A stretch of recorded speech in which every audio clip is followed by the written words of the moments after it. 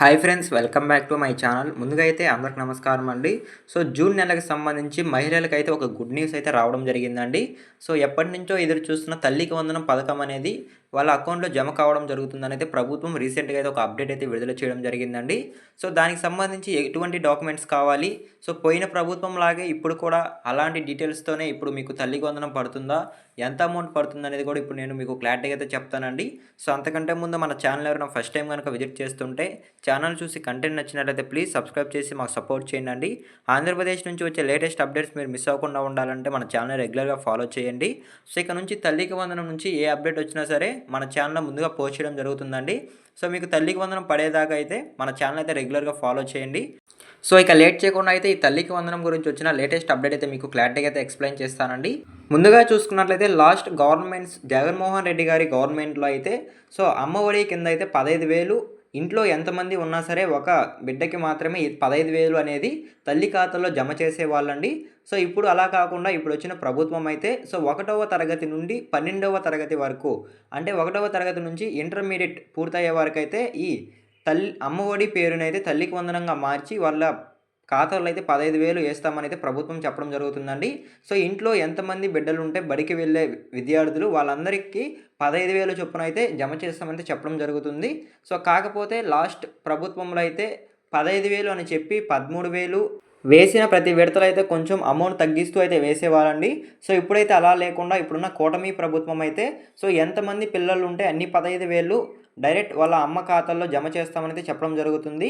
So suppose ఒకసారి example కనుక చూసుకున్నట్లయితే ఒకవేళ ముగ్గురు పిల్లలు కనుక మీ ఇంట్లో ఎడ్యుకేషన్ చేస్తూ ఉన్నట్లయితే వాళ్ళకైతే 45,000 మీ అకౌంట్లో జమ చేస్తామని చెప్పడం జరుగుతుందండి. సో మీకు క్లారిటీగా అయితే అర్థమైంది అనుకుంటున్నాను. అలానే నెక్స్ట్ చూసుకున్నట్లయితే సో ముందుగా పిల్లలు ఈ తల్లికి వందనం పథకం పొందాలి అనుకుంటే ఎటువంటి అర్హత కలిగి ఉండాలి అనే విషయానికి కనుక వచ్చినట్లయితే సో ఓన్లీ చిల్డ్రన్స్ అండి. సో ముందుగా చూసుకున్నట్లయితే చిల్డ్రన్స్ యొక్క అటెండెన్స్ అనేది 75% తగ్గకుండా అయితే ఉండాలండి. సో 75% తగ్గకుండా ఉంటేనే ఈ తల్లికి వందనం పథకానికి ఎలిజిబిలిటీ అయినట్లయితే సమాచారం రావడం జరిగిందండి. సో అలానే 1వ తరగతి నుంచి 12వ తరగతి వాళ్ళ చదివే పిల్లలకు మాత్రమే ఈ తల్లికి వందనం అనేది జమ కావడం జరుగుతుంది. సో మీకు క్లారిటీగా అయితే అర్థమైంది అనుకుంటున్నాను. సో అలానే నెక్స్ట్ చూసుకున్నట్లయితే సో ఎవరైతే తల్లి అంటే అమ్మఒడి పడే బ్యాంక్ అకౌంట్ ఖాతా ఉంటుంది కదండి తల్లి. సో ఆ తల్లి యొక్క డీటెయిల్స్ అనేవి ఏ విధంగా ఉండాలి, ఎలాంటి అర్హత కలిగి ఉండాలి అనేది కూడా ఇప్పుడు నేను క్లారిటీగా అయితే చెప్తానండి. సో ముందుగా చూసుకున్నట్లయితే ఆ తల్లి యొక్క డీటెయిల్స్ అనేవి కరెక్ట్గా అయితే ఇవ్వాల్సి ఉంటుంది. సో చిల్డ్రన్కి అలానే తల్లికి యొక్క ఆధార్ అలానే bank account details, house holding mapping అనేది కంపల్సరీ అయితే కరెక్ట్గా ఉండాలండి. సో అంటే ఇప్పుడు సపోజ్ చెప్తాను చూడండి. తల్లి యొక్క ఆధార్ కార్డులో వేరే చిరునామా, అలానే కొడుకు యొక్క ఆధార్ కార్డులో వేరే చిరునామా కనుక ఉండినట్లయితే ఈ తల్లికి వందనం పథకానికైతే అర్హులుగా అయితే ఉంటారండి. ఎలిజిబిలిటీ లిస్టులో అయితే మీ పేరు రావడం జరుగుతుంది. కాకపోతే అమౌంట్ అనేది మీ బ్యాంక్ ఖాతాలో పడే అవకాశం అయితే చాలా తక్కువగా ఉంటుంది. సో మీకు క్లారిటీగా అయితే అర్థమైంది అనుకుంటున్నాను. కాబట్టి ఈ హౌస్ హోల్డింగ్ మ్యాపింగ్ అనేది మీరు చెక్ చేసుకొని కరెక్ట్గా అయితే ఉంచాలండి. సో వేరే అడ్రస్ ఉండకుండా ఇద్దరు ఒకే అడ్రస్లో అయితే ఉండాలండి. సో ఆధార్ కార్డులో అయితే అలానే రేషన్ కార్డులో ఏమైనా తప్పులు ఉన్నా సరే అవి కూడా మీరు ఇప్పుడైతే మీ గ్రామ వార్డ్ సచివాలయంకి వెళ్ళి అయితే కరెక్షన్ చేసుకోవచ్చండి.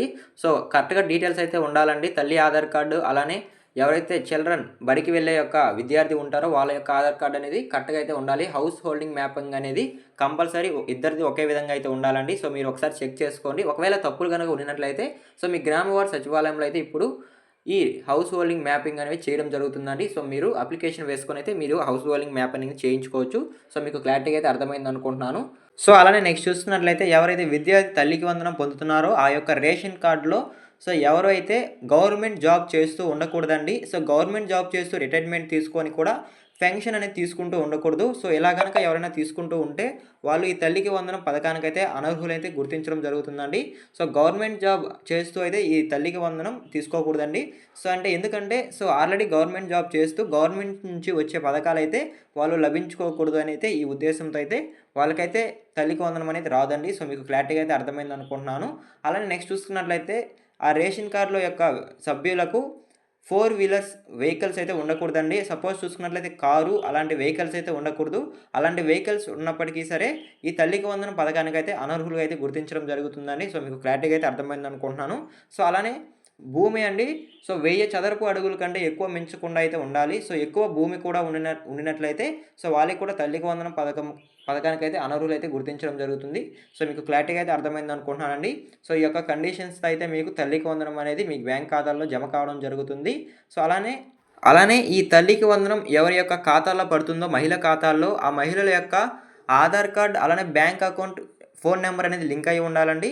సో ఈ 3 లింక్ అయ్యి ఉంటేనే కూడా తల్లికి వందనం పడుతుందని అయితే సమాచారం రావడం జరిగింది. సో కాబట్టి మీకు బ్యాంక్ అకౌంట్ అలానే ఆధార్ కార్డ్ లింక్ అయ్యిందా లేదో కూడా ఒకసారి చెక్ చేసుకోండి.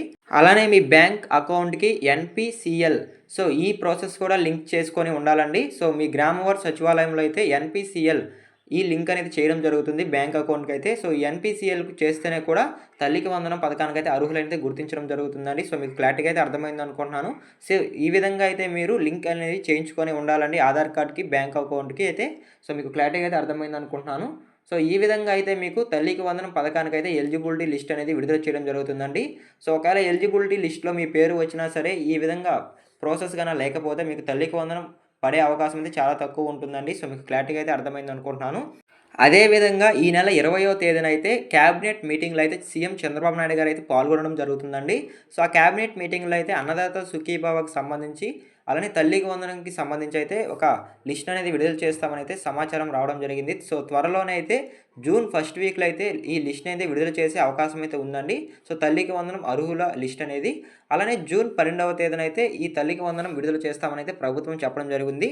సో కాకపోతే ఈ జూన్ 12వ తేదీన సగం అమౌంట్ అంటే 2 విడతల్లో అయితే తల్లికి వందనం పడే అవకాశం అయితే ఉందండి. సో అది ఎలా అంటే సో మొదటగా ఎవరైతే ఒక విద్యార్థి గనుక ఉండినట్లయితే 15,000 అనేవి సో ఫస్ట్ విడతలైతే 7,500 అలానే రెండవ విడతలైతే 7,500 అయితే సో ఈ విధంగా 2 విడతల్లో 15,000 ఏసే అవకాశం అయితే ఉన్నట్లయితే సమాచారం రావడం జరిగిందండి. సో ఎంతమంది పిల్లలు ఉన్నా సరే ఒక్కొక్క విడతలో అయితే సగం అమౌంట్ ఏసి రెండో విడత కింద అయితే మొత్తం అమౌంట్ జమ చేసే విధంగా అయితే ప్రభుత్వం చూస్తుందని అయితే సమాచారం రావడం జరిగింది. సో ఇదేనండి తల్లికి వందనం నుంచి వచ్చిన లేటెస్ట్ అప్డేట్ అయితే. సో మీకు క్లారిటీగా అయితే అర్థమైందని అనుకుంటున్నాను. సో తల్లికి వందనంకి సంబంధించి మీకు ఏదైనా డౌట్స్ ఉంటే కామెంట్ చేయండి. నేనైతే రిప్లై ఇవ్వడానికి అయితే ట్రై చేస్తాను. తల్లికి వందనం నుంచి వచ్చే లేటెస్ట్ అప్డేట్స్ మీరు మిస్ అవ్వకుండా ఉండాలంటే మన ఛానల్ రెగ్యులర్గా ఫాలో చేయండి. సో ఇంకా తల్లికి వందనం నుంచి వచ్చే లేటెస్ట్ అప్డేట్స్ అయితే మీకు నేను డైలీ అయితే వీడియోస్ చేసి మీకైతే తెలియజేస్తానండి. సో రాబోయే రోజుల్లో కూడా ఈ తల్లికి వందనం నుంచి ఎటువంటి డాక్యుమెంట్స్ ఏమైనా కొత్త డాక్యుమెంట్స్ కావాలనేది కూడా ప్రభుత్వం అయితే రిలీజ్ చేయడం జరుగుతుందండి. సో చేసే అవకాశం అయితే ఉంది. అవి కూడా మిస్ అవ్వకుండా ఉండాలంటే మన ఛానల్ సబ్స్క్రైబ్ చేసి లైక్ చేయండి ఈ వీడియోకి. సో ఈ వీడియో ఎండ్ వరకు చూసిన థ్యాంక్ యూ ఫర్ వాచింగ్ అండి. మరొక ఇంట్రెస్టింగ్ వీడియోతో మీ ముందుకు వస్తాను. అంతవరకు జై హింద్.